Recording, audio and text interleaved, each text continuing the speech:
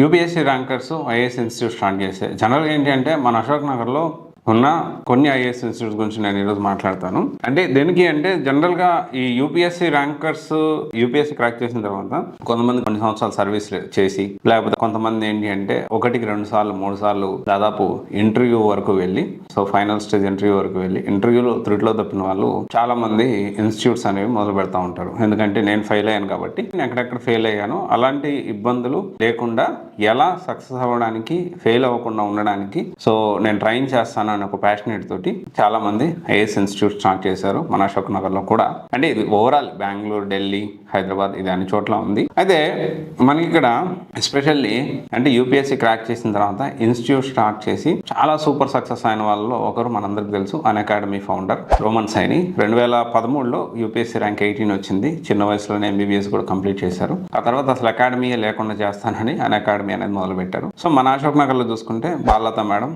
So UPSC 2 సార్లు crack చేశారు. And all India rank 399, again 2016లో ఆల్ ఇండియా ర్యాంక్ 160, 160 ఆ రేంజ్ లో వచ్చింది టీహెచ్ కోటాలో. సో తను ర్యాంక్ సాధించడం జరిగింది.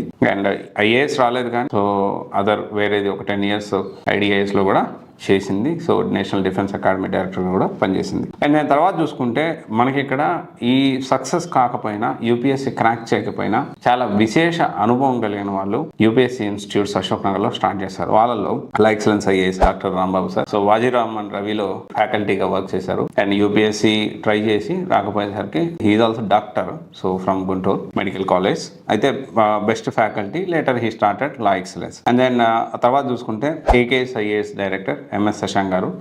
సో చిన్న వయసులోనే రాసిన ఫస్ట్ అటెంప్ట్లో ప్రిలిమ్స్ క్లియర్ చేయడం, ఆ తర్వాత 2 times ఇంటర్వ్యూ వరకు వెళ్ళాడు. సో నేను సక్సెస్ కాలేకపోయాను. సో మన హైదరాబాద్లో ఢిల్లీ కంటే ఎక్కువ క్వాలిటీ మనం ఇక్కడ ప్రొవైడ్ చేయాలనే ఉద్దేశంతో ఏకేఎస్ ఐఏఎస్ అనేది మొదలు పెట్టారు. సో మీరు టీమ్ ఆఫ్ ఫ్యాకల్టీ ఎలా ఉంటారు ఏంటి అనేది మీరు ఒకసారి చూడొచ్చు కూడా. And then Vishnu IAS group 1 కూడా 2 times యూపీఎస్సీ ఇంటర్వ్యూ వరకు వెళ్ళాడు. ఆంథ్రోపాలజీలో చాలా ఎక్కువ మంది so UPSC rankers Vishnu sir నుంచి వచ్చారు. తర్వాత చూసుకుంటే శరత్ చంద్ర ఐఏఎస్ హైయెస్ట్ మార్క్స్ వచ్చాయి ఆన్సర్ రైటింగ్ దానికి సంబంధించి. అండ్ దాంతోపాటు ఇంటర్వ్యూలో కూడా టాప్ పర్ఫార్మర్. సో చాలా మంది యూపీఎస్సీ క్రాక్ చేయడంలో, ఆన్సర్ రైటింగ్ మెరుగుపరచడంలో తెలుగులో కావచ్చు, ఇంగ్లీష్లో కావచ్చు చాలా మంది ఒక ఐఏఎస్లో, ఐపీఎస్లో గ్రూప్ 1 ర్యాంకర్స్ కావడంలో శరత్ సార్ చాలా హెల్ప్ చేశారు. తర్వాత చూసుకుంటే ఇక్కడ ఈ ఏదైతే ఇన్స్టిట్యూట్స్ ఉన్నాయో దీంతో పాటు కొన్ని వేరే ఇన్స్టిట్యూట్స్ కూడా ఉన్నాయి. సో అయితే ఇక్కడ మనం ఎప్పుడైనా కానీ యూపీఎస్సీ ర్యాంక్ వచ్చిన ఇన్స్టిట్యూట్లో జాయిన్ అవ్వాలా, లేకపోతే యూపీఎస్సీ ర్యాంక్ రాకపోయినా, సక్సెస్ కాకపోయినా ఆల్మోస్ట్ అంటే ఇంటర్వ్యూ దాకా వెళ్ళి అలాంటి ఇన్స్టిట్యూట్ అంటే ఇక్కడ ఒకటే విషయం ఏంటి అంటే there is a big difference. Business వేరు, అకాడమిషియన్స్ వేరు, టీచర్ వేరు, బిజినెస్ మ్యాన్ వేరు. సో వీళ్ళు ఏంటి అంటే ఫస్ట్ టీచర్స్, ఆ తర్వాత బిజినెస్ మ్యాన్స్. అంటే ఇక్కడ విద్యని వ్యాపారం చేయాలా వద్దా అంటే ప్రజెంట్ విద్య వ్యాపారం అయింది, ఎవరు కూడా ఫ్రీగా కోచింగ్ ఇవ్వట్లేదు. ఓకే.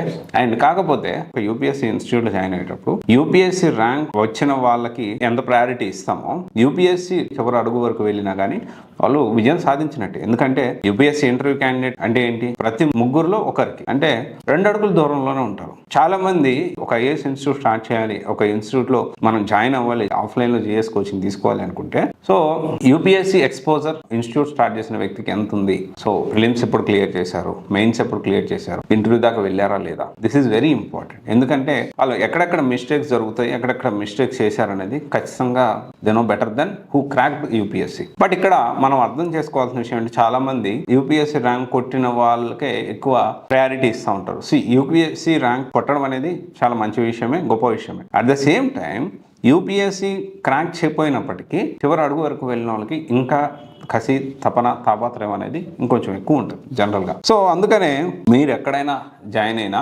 యూపీఎస్సీ క్రాక్ చేసిన ఇన్స్టిట్యూట్ ఎలా చూసుకుంటారో, యూపీఎస్సీ క్రాక్ చేయకపోయినా చివరి వరకు కనీసం ఒక ఇంటర్వ్యూ దాకా వెళ్ళారా, సో ఎంత ఎక్స్పోజర్ ఉంది, సో ఎలాంటి టీమ్ ఆఫ్ ఫ్యాకల్టీ ఉన్నారు, ఇవన్నీ మీరు ఖచ్చితంగా క్రాస్ వెరిఫై చేసుకోవాలి. యూపీఎస్సీ ర్యాంకర్ ఇన్స్టిట్యూట్ పెడితే బ్లైండ్గా, అంటే నాట్ టాకింగ్ అబౌట్ ఎవరి గురించి నేను మాట్లాడలేదు, ఒక ఇన్స్టిట్యూట్ మొదలు పెడితే వాళ్ళు బ్లైండ్గా వెళ్ళి జాయిన్ అవుతాం. అన్ని ఇన్స్టిట్యూట్లు తిరగండి, కంపేర్ చేసుకోండి, స్టూడెంట్స్తో మాట్లాడండి, దాన్ని బట్టి మీ డెసిషన్ అనేది తీసుకోండి. Thank you.